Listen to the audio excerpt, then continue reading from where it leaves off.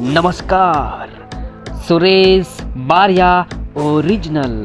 મિત્રો, આજે આ વિડીયોમાં આપણે સાંભળવાના છીએ મહામાસના વદ પક્ષની 14મી તિથિના દિવસે લેવાતું વ્રત મહાશિવરાત્રિના વ્રતની કથા, જે દિવસે ભગવાન મહાદેવની પૂજાનું ખાસ વિધાન બતાવવામાં આવ્યું છે. કારણ કે મહાશિવરાત્રિની મધ્યરાત્રિએ ભગવાન ભોળાનાથ શિવલિંગના રૂપમાં કરોડો સૂર્ય સમાન તેજસ્વી કાંતિવાળા લિંગના સ્વરૂપે પ્રગટ થયેલા હતા. માટે આ દિવસને અને આ રાત્રિને મહાશિવરાત્રિ કહેવાય છે. રાત્રિનો ઉત્સવ છે.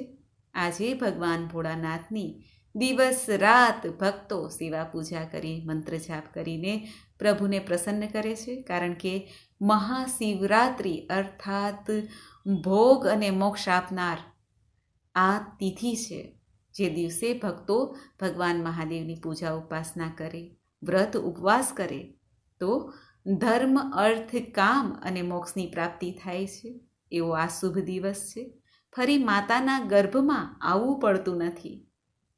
માટે દેવોના દેવ મહાદેવની પૂજા ઉપાસના સ્વયં તેમની શક્તિ સાથે થાય છે, શિવલિંગના રૂપમાં થાય છે. એવી આ મહાશિવરાત્રિના મહિમાની કથા એટલે મહાશિવરાત્રિ વ્રત કથા આજે આપણે આ વિડીયોમાં સાંભળવાના છીએ.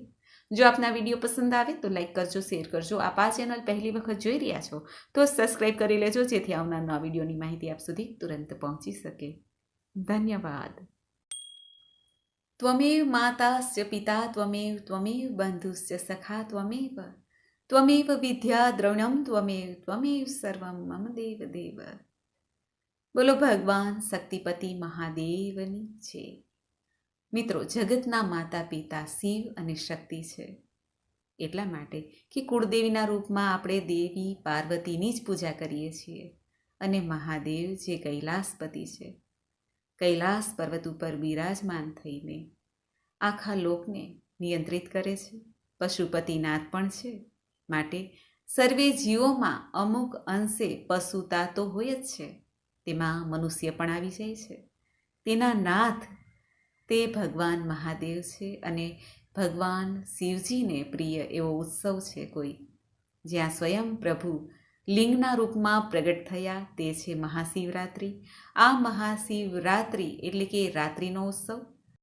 આ મહારાત્રિ, જેને મોહરાત્રિ પણ કહેવાય છે, કાલરાત્રિ પણ કહેવાય છે, તે વર્ષમાં 4 રાત્રિ કહેવાણી છે. એક તો આ શિવરાત્રિ, બીજી છે જન્માષ્ટમી, ત્રીજી છે હોળીની રાત્રિ અને ચોથી છે દિવાળીની રાત્રિ. આ ચારેય રાત્રિમાં જે ભક્તો રાત્રિએ જાગરણ કરીને પૂજા ઉપાસના કરે છે, ચાહે આપણા ઈષ્ટદેવની પૂજા ઉપાસના કરીએ, જે તિથિના દેવતા હોય એ પ્રમાણે પૂજા ઉપાસના કરીએ. જેમ કે દિવાળીની રાત્રિએ આપણે લક્ષ્મી પૂજન કરીએ છીએ, હોળીની રાત્રિએ નૃસિંહ ભગવાનની પૂજા ઉપાસના કરીએ છીએ, અને જન્માષ્ટમીની રાત્રિએ ભગવાન શ્રી કૃષ્ણની, અને મહાશિવરાત્રિમાં ભગવાન મહાદેવની. આ રીતે પૂજા ઉપાસના કરવાથી શુભ ફળની પ્રાપ્તિ તો થાય છે.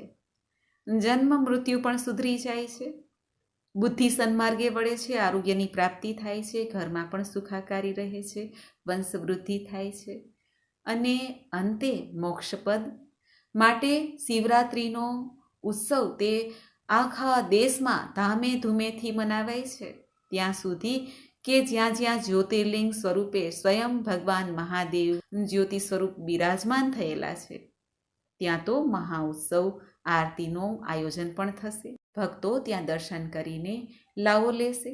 મહાદેવના સ્થાનો કોઈ જઈને, ચાહે આપણી ઘરની આજુબાજુમાં જે શિવાલય છે ત્યાં જઈને પણ ભક્તો પૂજા ઉપાસના કરી શકે છે. અને આ શિવરાત્રિમાં રાત્રિની પૂજા પણ દરેક મંદિરમાં થશે, જ્યાં મહાદેવના શિવલિંગ છે, ચાહે નાનકડા શિવલિંગ પણ હોય, ત્યાં પણ પૂજા ઉપાસના આખી રાત થશે. આખી રાતનું જાગરણ થશે અને સવારે આ વ્રતના પારણા થાય છે.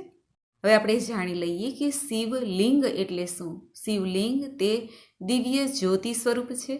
પૌરાણિક માન્યતા અનુસાર શિવલિંગનું નિર્માણ મન, ચેત, જીવ, બુદ્ધિ, આકાશ, વાયુ, અગ્નિ, જલ અને પૃથ્વીથી